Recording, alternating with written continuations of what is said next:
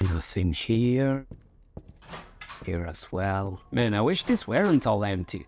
Holy mother of...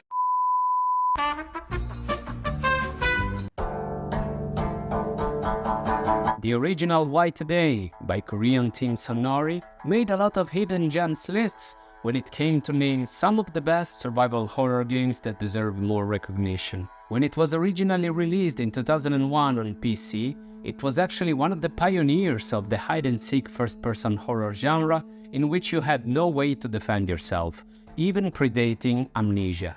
Thanks to word of mouth, the school, Why Today, earned a sort of a cult status and even managed to turn some heads in the Western market, with publisher P-Cube finally bringing it to worldwide attention in 2017 with the remake titled Why Today, A Labyrinth Named School for PlayStation 4, PC, Nintendo Switch and Xbox.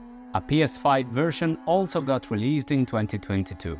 Then, after more than 20 years, in 2023, we finally got a sequel, in Why Today 2, The Flower That Tells Lies, which was originally released on PC in an episodic format split into 3 parts.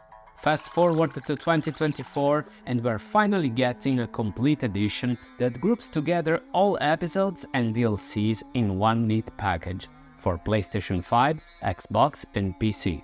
Courtesy once again of publisher P-Cube and developers Root Studio. But is this Why Today 2 the sequel we needed? Well, elation and jubilation gamers from all around the world. I am Lucian, the World Gamer. Welcome to my show, where we talk about everything gaming, including horror titles, like today's topic, Why Today 2 Complete Edition. So grab your flashlight and hug your favorite teddy bear, because man, if you thought school was a nightmare, wait to see this one. You're not trying to scare me, are you? I'm not that gullible.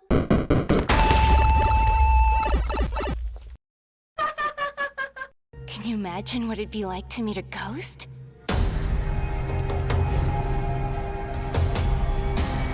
I'm a big fan of the first Why Today, and while I'm the first to admit it had more than just few issues, especially when it came to the annoying enemy AI and somewhat subpar technical aspects, the whole Oriental school setting and supernatural spookiness had me hooked. So when I was offered a digital copy on PlayStation 5 for Why Today 2 for review purposes, I couldn't refuse. My hopes are that this new spooky horror adventure will improve on the few wrong things while also building on everything right that the first game did. But did it succeed? Well, let's go back to school and find out. Why Today 2 is developed by Root Studio, goes for $30 digitally, and it's available in multiple languages as shown on screen right now, with voiceover options in English and Korean. The second game takes place after the original Why Today, and focuses once again on the supernatural mysteries of the Yeondu High School. This time, the plot revolves around the so-called cursed flower, which is said to reveal the deepest secrets and lies of those who seize it. If you've got skeletons in your closet, you might want to stay clear. The story is full of twists and turns and unfolds through the perspectives of multiple characters, each with their own intertwined narratives and personal demons. Moreover, we can decide the destiny of our protagonists through multiple choices dialogue options, which will allow us to reach one of the various endings with very few being happy ones. Let's figure this out together. The game is split into 3 chapters, originally released episodically one by one on PC, but now grouped together for this occasion. Each one may share some of the environments, but you will play as different characters, which is a nice change of pace in the story, even though they all play exactly the same. This complete edition of Why Today 2 is packed with content. As mentioned, you get all 3 episodes plus all DLC costumes. And there's a ton of them. And for all tastes. Purvis can't really complain with the selection at hand. You were watching porn, huh? And there are even few nods to the previous game. For example, you can make the God Pursuer cosplay as the janitor from the first Why Today. So far all good and dandy. But the technical aspect of the game is where it unfortunately starts to crack. The graphics have this new sort of realistic feel to them, or at least this is probably what the developers were going for. The characters' models are actually pretty nice looking, but why the heck are they so glossy? Like, for real? It's weird. It's like they couldn't decide on what kind of art style they wanted to go for. And I kinda missed the more cartoony feel of the original game. It gave it a unique look, especially for a horror game. But this is honestly the least of White Day 2's problems. Unfortunately, the game feels like it's held together with scotch tape. And call it a bit of a technical mess is being kind. Just look at the intro cinematic. What am I even looking at here? It feels as it struggles with the focus effect.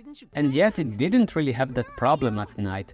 So it's as if the engine wasn't built to work properly in well-lit environments. It's just weird. It took me straight out of the immersion. And if that didn't manage, the horrendous English voice acting most certainly will. If you don't want to come, fine. I'll make you sorry, though. Hey, Jung Soo-jin. Just put it on my tab. We did 20 takes, and that was the best one. I strongly suggest you to switch to the Korean voiceover. 들어가시면 안 됩니다. During the cinematics, some of the game indicators will still be displayed when they shouldn't. Like here, just see for yourself. Wow. In some other cases, where a message should appear, it doesn't. Like when I'm trying to access certain doors that apparently can't be interacted with. But a message telling me that this door will never open would be nice, especially because it happens with certain other doors. Wow. Speaking of doors, when you try to interact with double doors, there is no indicator of which one does open and which one doesn't, because God forbid both could be opened. This is so frustrating, especially if you're being chased by the enemy, running for your life and mashing the X button against the doors as quickly as possible in the hope that it decides to open. The game is also very inconsistent when it comes to interacting with those indicators, and countless times I had to be extremely precise and constantly adjusting the aim when trying to approach a key item in the environment. Or even, again, simply trying to open a door. And how about this? The assets popping in and out the moment I enter or exit a room. All in plain sight. And this happens pretty frequently too.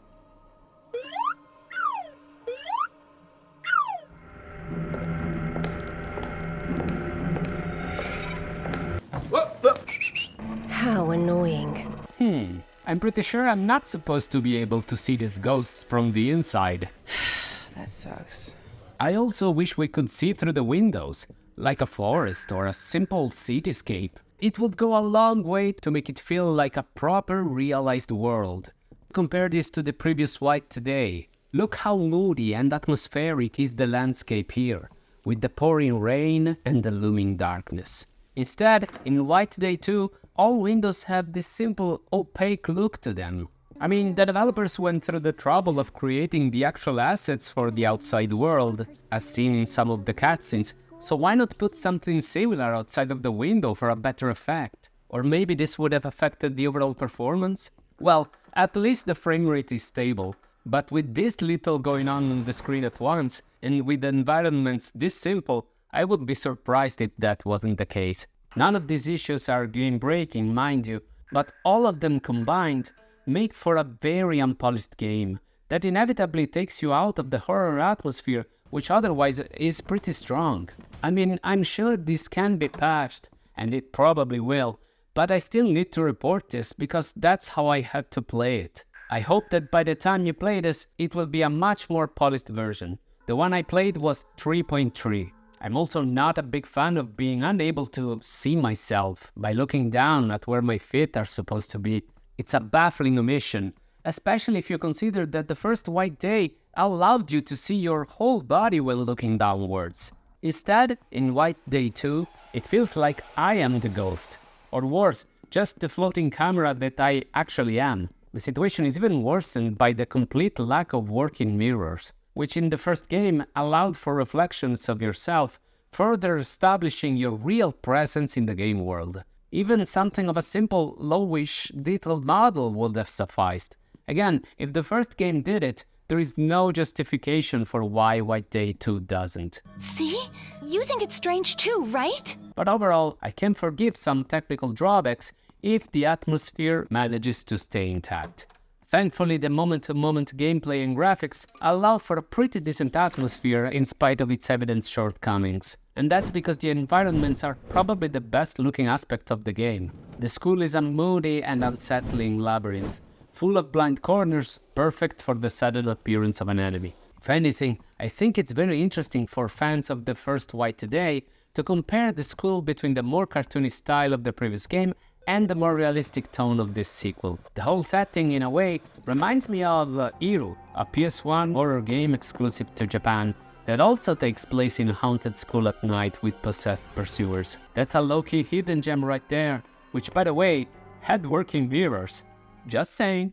If you want to know more about this game, Blue Media Game did a fantastic review, so you might want to check that out and subscribe to his channel. Oh, I've seen him. The gameplay in White Day 2 is that of a first-person survival horror with no way to fight back. Best you can do is stall them with these disposable cameras, which will temporarily stun them, and these cameras are pretty rare. The game loop consists of collecting documents, finding key items, and use them to solve the numerous puzzles that will block your way, many of which are password-based, so you'd better collect and read all those pesky documents. There are a few things done differently from the first game though. For example, the health now regenerates itself if you stay clear from the enemies for long enough, eliminating the need for health items. The original game had a pretty well-balanced resource management and item positioning, which increased the risk-reward factor. This is much more simplified in here, with just story collectibles, documents, and key items to look for. Each protagonist will be able to use a flashlight, run, and crouch. I mean, sure, the controls are a little bit switched around from what I remember with the first game, but I also do remember that it had a quick turn function, which was very helpful. But for the life of me, I couldn't find this feature in White Day 2. How annoying. Walking is usually very slow, and running doesn't improve speed by that much. Still, if you are absolutely sure that there are no enemies around, you can try and run, but since there isn't much difference in the actual speed, I'm not sure it's worth the risk of attracting them. And you can hear when a pursuer is around by the noise they make. Like in the case of the cops, the static of the radio will give their position away. Same with the laughing of the ghost girl.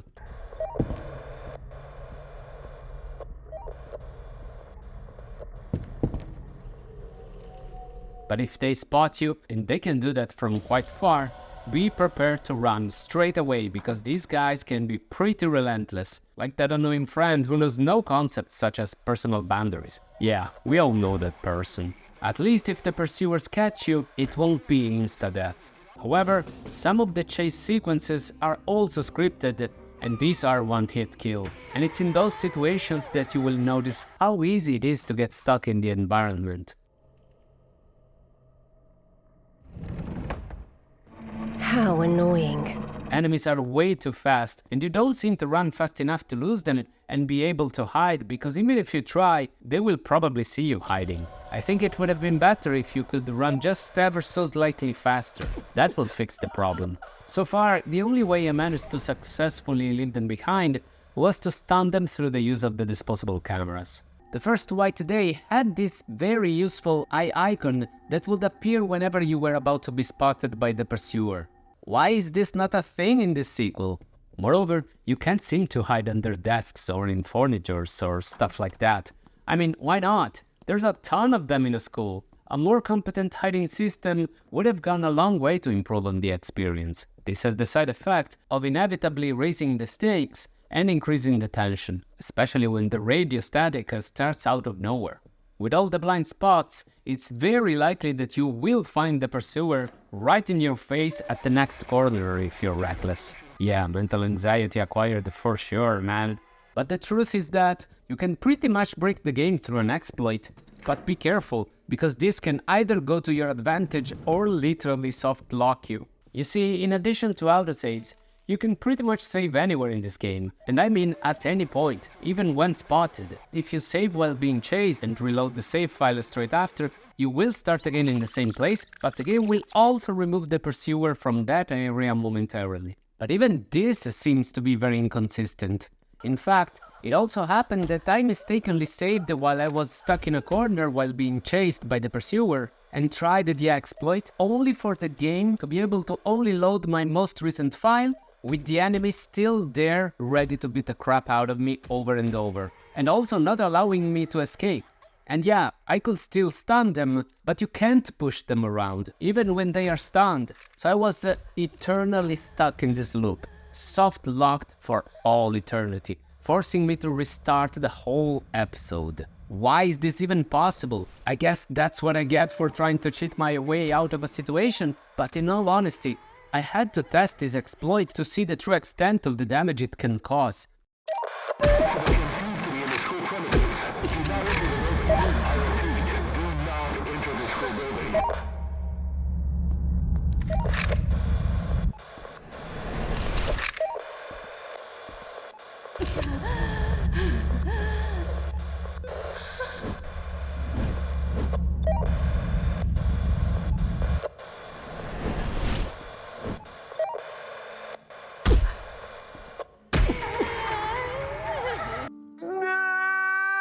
True, the first wipe today was pretty hardcore when it came to saving your progress, by allowing you only to save at specific locations and by using a consumable item each time, like in the original Resident Evil games. Stop it! Only the Android port of the remake allowed you to save without the use of the consumable item, I guess to accommodate for the fact that it's supposed to be played on the go. And yeah, I see that the developers wanted to make the saving system more convenient by allowing you to save and stop playing at will, but the game simply shouldn't let you save with the Pursuer in alert status. Song of Horror is another indie game that I reviewed in the past, and that did it right, by letting you save anywhere except when in the presence of the enemies. Right. The Pursuers are pretty terrifying when seen up close, certainly more than the janitors from the first White Day. But you know what?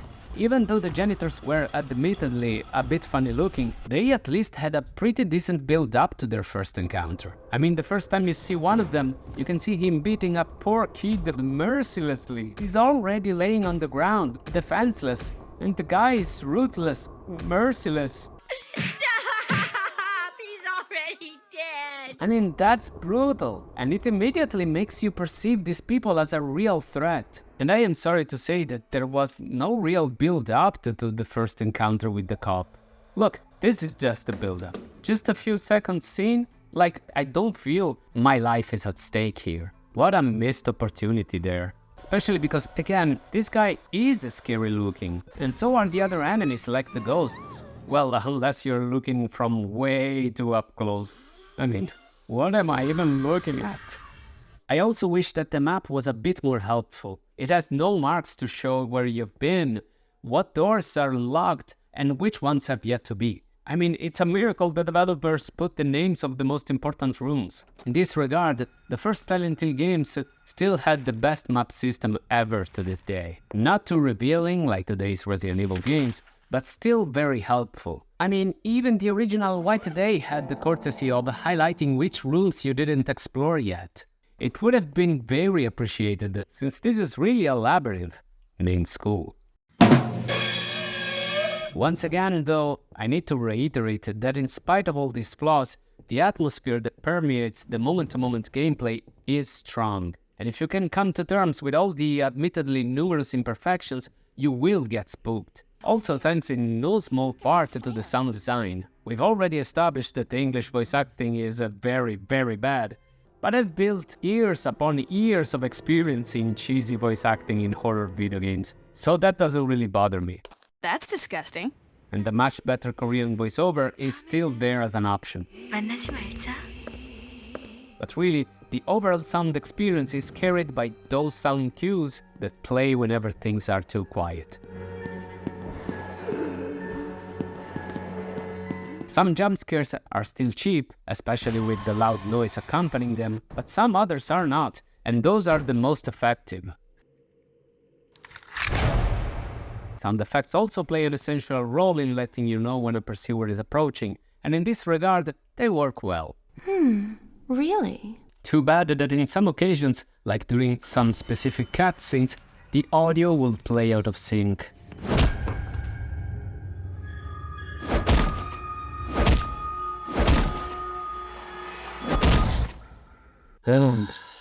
Dear White Day 2, I'm trying so hard to find good things to say about you, but you don't make it easy. Sheesh. You're really not going to help? The game should take you roughly 8 to 10 hours to complete all 3 episodes, but with multiple endings, hidden collectibles and the wide choice of costumes, the game is most definitely replayable. I played it on PlayStation 5 and unfortunately it doesn't have a platinum trophy. Only 1 gold and the rest are all bronze trophies, with every single one being tied to each of the endings available. Quite a disappointing selection if I can be frank. The lack of a platinum trophy is honestly baffling. Still, at least I don't have to finish the game 10 times in hell difficulty. Bullshit! White Day 2 is also full of nods to the original game. Some are more evident than others, and it's clear that the developers love the series. But all these nods simply remind me of how much of a more memorable experience that game was. Even when it comes to the interactions with the other characters, White Day 2 falls surprisingly short compared to the previous game. I feel that White Day 1 proposed much more frequent interactions with multiple dialogue options with the characters you would come across, especially with the other female schoolmates. I mean, all I want is to flirt with girls, drink soya milk, and flee from ghosts. Is that too much to ask? It makes sense. Overall, I'd say that White Day 2 has a hint of greatness, but unfortunately it's plagued by technical glitches that inevitably break the immersion. When the graphics work properly though, they do look nice and provide a very unsettling atmosphere. While the gaming loop is in general well-paced, the moment-to-moment gameplay is also riddled with imprecisions for an overall unpolished experience. I know White Day 2 had some pretty big shoes to fill. The first game is now considered a cult classic and had some of the most terrifying moments I've ever seen in a horror game. It was different, unique and memorable, while the sequel feels memorable for all the wrong reasons. I mean, I was inevitably hoping for more, especially after this many years from the release of the first White Day, and it pains me to say that this sequel feels more like a step backwards in basically every way, and I'm not really sure why. Maybe it was a budgetary problem. Aren't you rather naive?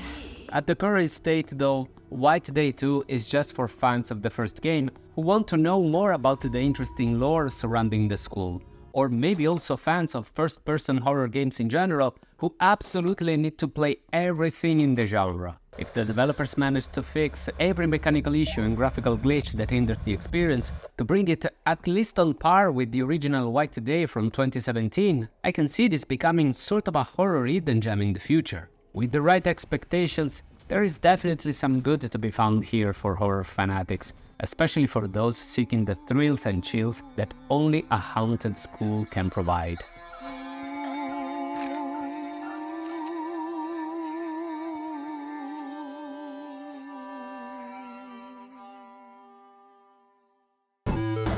But this is just one guy's opinion on the internet, so now I want to know yours down in the comments. Did you play this game? Did you even know about its existence? Share your thoughts in the comment section down below. If you are a horror fanatic such as myself, and if you've reached this point into the video, I've every reason to believe so, feel free to check out the rest of my horror coverage in this channel, including Resident Evil, Silent Hill, and also other indie horror reviews. And if you enjoyed this video, feel free to leave a like and subscribe. Please, pretty please, with lots of sugar on top. This way you will always be up to speed with my latest content, and you will also help a fellow gamer out to bring you the best quality content. For you it's just a few buttons away, but for me it truly does make a difference. But really, I just want to thank you so much for spending some of your precious time watching this video to the end. Anyway, I'm leaving. See ya.